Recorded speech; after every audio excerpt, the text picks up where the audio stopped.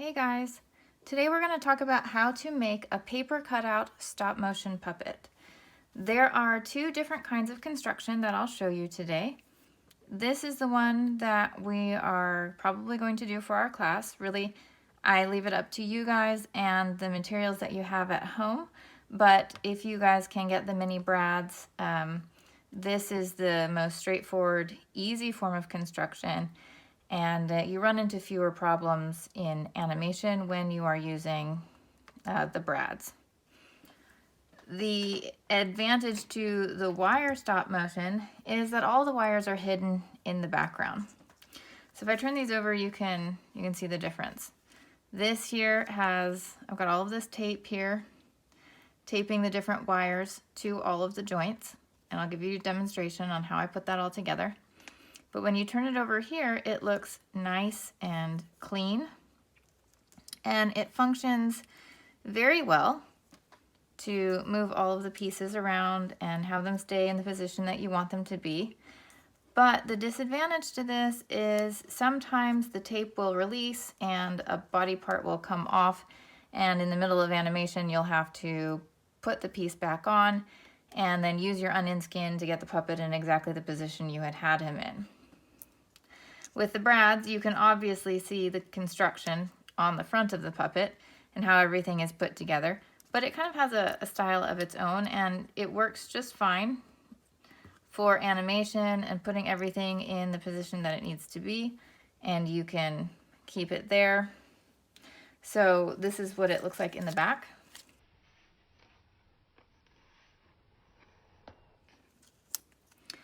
So both of them have their advantages and disadvantages. They function very well on their own. These puppets, however, are kind of complicated because they're for an animation project that I'm personally working on, and there are a lot of pieces to them. These are the ones that I'm going to use for my demonstrations today. However, I also wanted to show you what some children's puppets look like so that you guys can get an idea of what my kids have done. They love putting puppets together, and how simple puppets actually can be. So I'm going to move these little guys out of the way.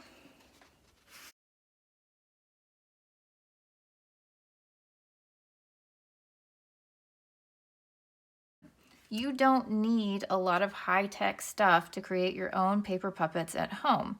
You can draw all of the pieces right on your piece of paper and then cut them out.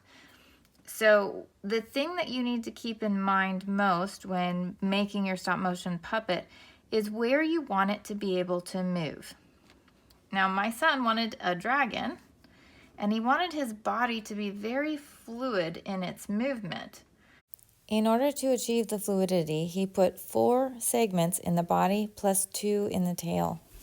So I've just put him together with the brads, and you can see how snake-like his body is with all of these segments and how fluid it is to move him up and down and give him his little hump and all of that.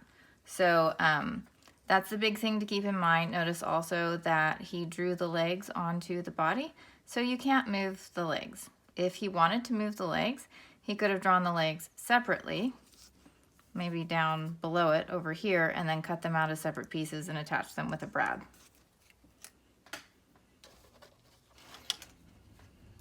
This is another example of a puppet. See how simple it is? Just basically a rectangle for the body, a long rectangle for the head, a half circle for the wings, and we totally get the idea that it's a dragon.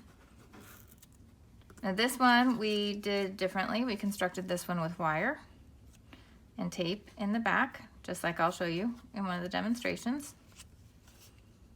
But he's thought about all of his joints and the areas where he wants them to move. He wants the wings to move, so they're separate pieces.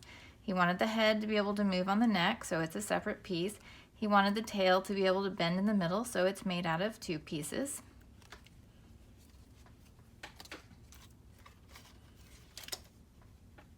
And then here's another example. I'll show you both of these at the same time. I think they're both robots from a video game or something that they play. But you can see how each piece that moves is a separate it's a separate drawing. And on this one, notice how he wanted it to move at the knee there. So there's 2 pieces in the leg. So that way he can attach it with the brad and move it at the knee. But the point is, all of these are simple puppets made with basic shapes that you can draw out on a piece of paper and construct yourself at home if you want to make your own puppet design. We discussed using simple shapes to design your characters in a previous lesson, and you can do the same thing when coming up with your own designs for paper puppets. Draw a few sketches to get your ideas out of your head and onto paper.